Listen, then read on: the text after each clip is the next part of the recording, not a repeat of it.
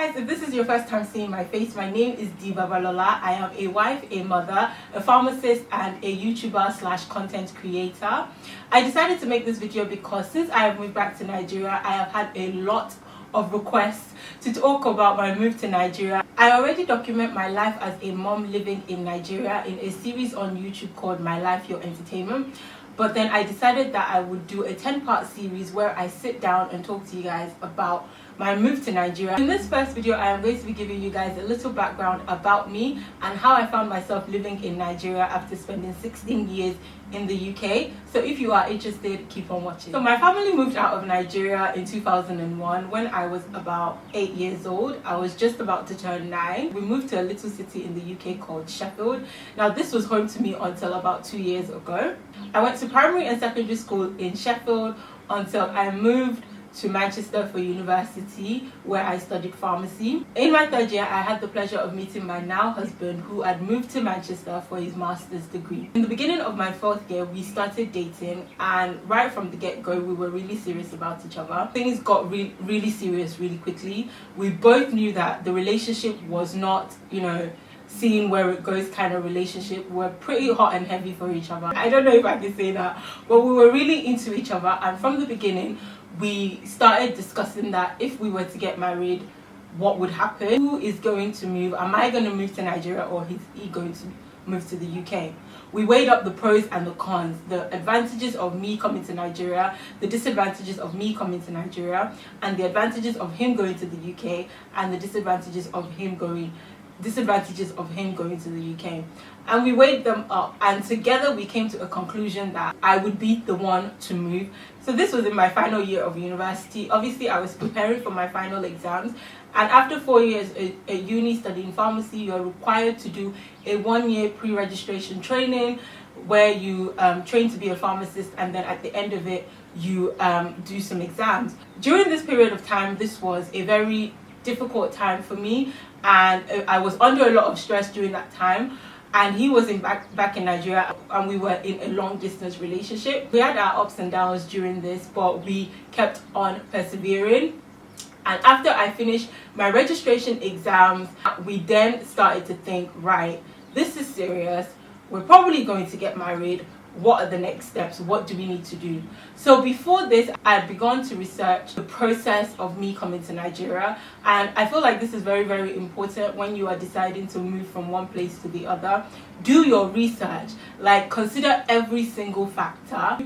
Like I said, I studied pharmacy, and I started researching the process I would need to go through in order to practice in Nigeria as a pharmacist. So one of the things that I found out I had to do was to do a training in Nigeria called the FPGOP. So this is a program that is run in Nigeria for foreign trained pharmacists. If you studied pharmacy abroad, you come to Nigeria for about 6 to 8 weeks.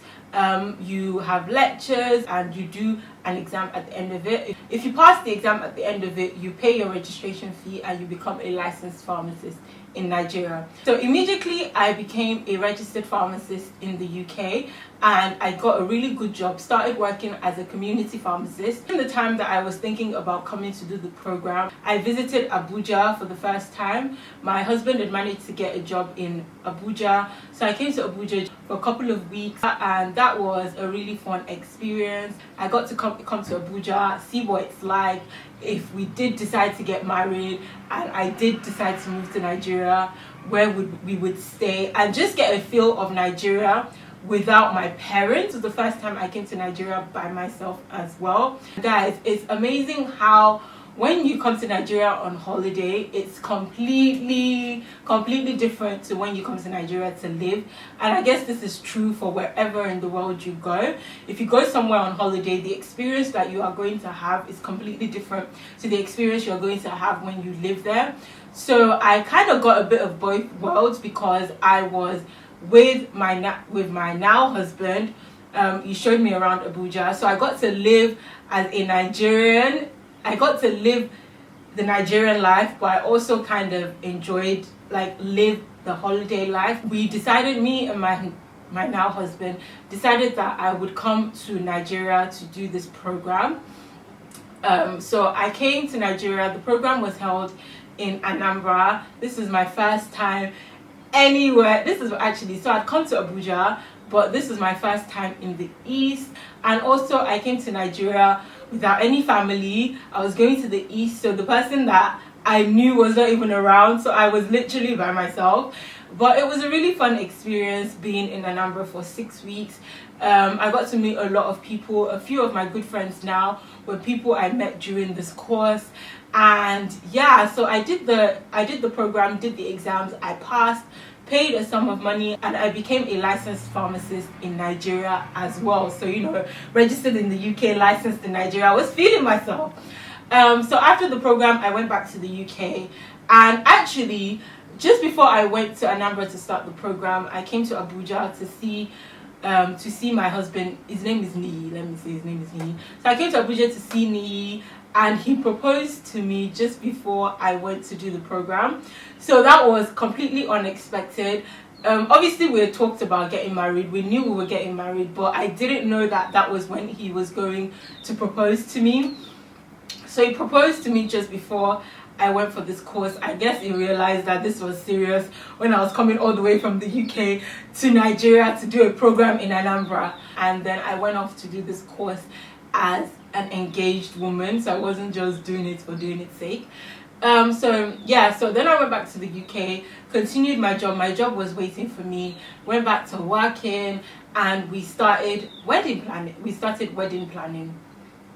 Now, so after I did this program, I knew that the next thing I had to do was NYSC. If you are planning to move to Nigeria and you don't want to get a work permit or anything like that, you need to do NYSC. So many people stress this to me. I didn't think I would have to, but you have to do NYSC.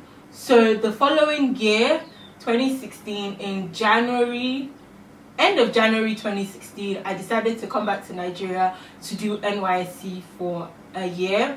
So at that point, I quit my job. I quit my job in the UK and I came to Nigeria to do NYSC. When I got here, I was supposed to go into the batch A in February of 2016, but they postponed it, and I think they postponed it to April.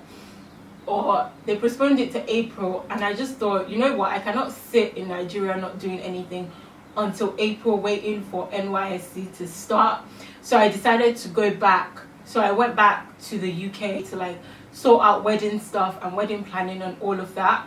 Funny enough, guys, they postponed NYSC to the day to start NYSC to the day of my traditional wedding. So I came to Nigeria, did my traditional wedding, went back to the UK for my white wedding in June, and then I moved to Nigeria officially, and the plan was to do NYSC. So the next batch that I could go in for was in November.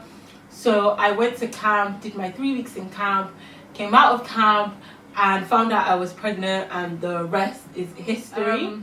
Yeah, so that's basically a little background about me and how I found myself living in Nigeria. So I guess the key thing to take away from this video is, if you are planning to move to Nigeria, you have to plan. Don't just up and move.